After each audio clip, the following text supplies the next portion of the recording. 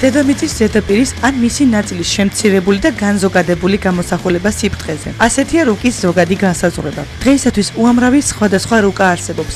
გეოლოგიური, ბათიმეტრიული, პოლიტიკური, ტოპოგრაფიული, რელიგიური და ბიზნეს რუკებიც კი.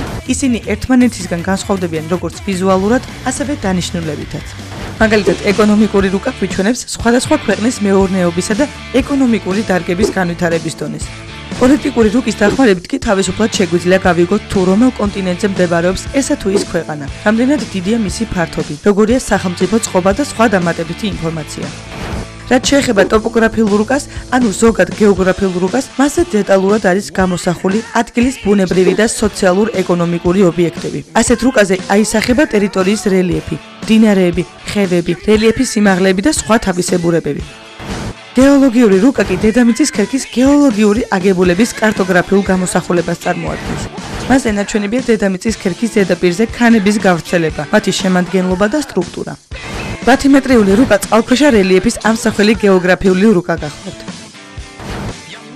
წყალქვეშა რელიეფის გამოსახატად სიღრმე განსხვავებული ფერებითაა აღნიშნული. ბათიმეტრიული რუკა გამოიყენება ნავიგაციისათვის, სასარგებლო წიაღისეულების ძიებისა და თევზის რეწვის დაგეგმვისათვის. განსხვავებების მიუხედავად, რუკების უმრავლესობას მაინც არაერთი საერთო მაჩვენებელი აქვს. ყოველ რუკაზე წარმოდგენილია გრადუსთა ბადე, პირობითი ნიშნები და გეოგრაფიული ობიექტების ნაწილი. მათგან ძირითადია სანაპირო ხაზი, მდინარეები, ტბები, გზები, მთავარი ქალაქები და პოლიტიკური საზღვრები. ეს მახასიათებლები რუკის იმ ზოგად გეოგრაფიულ ფონს ქმნიან, რომლის მიხედვითაც გეოგრაფიული მოვლენები და პროცესები აისახება. ეს ყველაფერი რუკაზე მცირე მასშტაბებშია გადმოცემული და თუ რამდენით არის შემცირებული რეალური ზომები, ეს მონაცემები ყველა რუკაზეა მინიშნებული.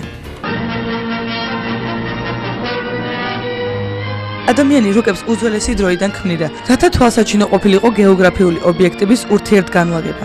ალბათ ბევრმა არ იცის, რომ უძველესი რუკა ერთ-ერთმა პირვანდელმა ისტორიულმა წყარომ კოლხებთან დაკავშირებით ახსენა. დაესწრო აპოლონიოს როდოსელის უძველესი წერილობითი ცნობა გახდათ. არგონავტიკიდან ცნობილი ხდება, რომ ბერძნებმა კოლხეთში მოგზაურობისას აღმოაჩინეს კოლხების წინაპრების ნაწერი კვირბები, ანუ რუკები.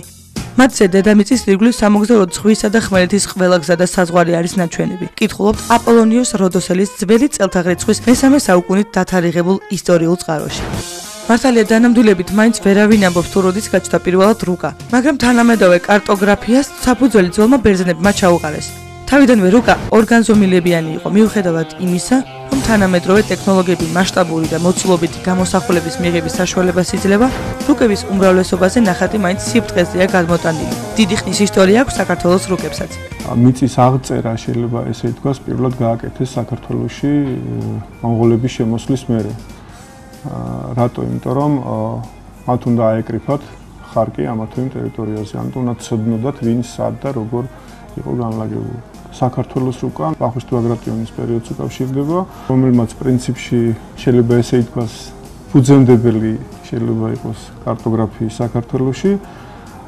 მაგის შემდეგ უკვე ძალიან ბევრი ასე ვთქვათ სხვადასხვა ტიპის რუკები იქნა შედგენილი. უმეტესწილად ჩვენი მოსახლეობა, მოდი ესე ვთქვათ, იყენებს მაინც ტურისტულ რუკებს, რომელიც ჭირდება იმისთვის, რომ გადაადგილდეს ერთი ადგილიდან მეორე ადგილს. ტურისტული რუკა რო წაიკითხო, ყველაზე მარტივი რუკა არის, მოდით ესეთი რაღაცა ვთქვათ.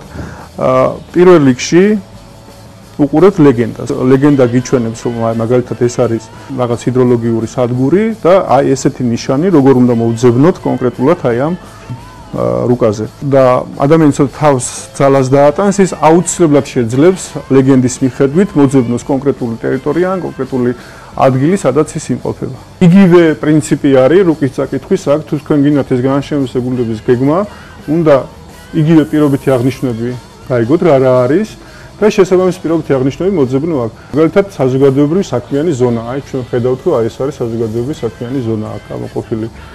გამწმენდი ნაგებობის ტერიტორია, რომელიც აი აქ არის გამოყოფილი. ანუ თუ ლეგენდას კითხულობთ, თქვენ თავისუფლად შეძლებთ, რომ წაიკითხოთ რუკა. 21 საუკუნეში ძალიან აქტუალურია ეგრეთ წოდებული ელექტრონული რუკები, რომელიც საშუალებას გვაძლევს ვებ ბრაუზერის გამოყენებით ვნახოთ ჩვენთვის სასურველი ტერიტორიის ან ობიექტის ზუსტი ადგილი. მსგავსი რუკების მეშვეობით მანძილების და სხვა კარტოგრაფიული გაზომვების ჩატარებაც ბევრად ადვილი, სწრაფი და ზუსტია. მასზე ნებისმიერ ორ პუნქტს შორის მხოლოდ ხაზის გავლებაა საჭირო. მონაცემებს კი სპეციალური პროგრამა ითვლის. ერთ-ერთი ასეთი კომპიუტერული პროგრამაა Google Earth.